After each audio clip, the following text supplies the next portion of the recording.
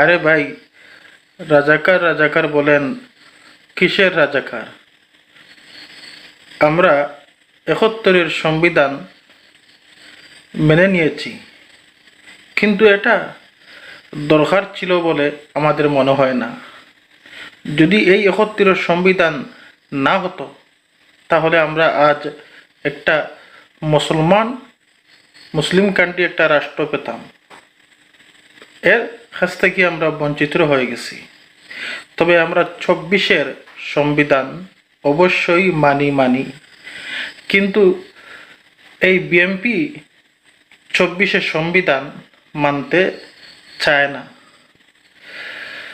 আপনারা জানেন যে এই বিএনপি বুট ইঞ্জিনিয়ারিং, রেজাল্ট ইঞ্জিনিয়ারিং করে এবং জুলাই যোদ্ধাদের রক্তের উপর পা দিয়ে তারা ক্ষমতায় এসেছে।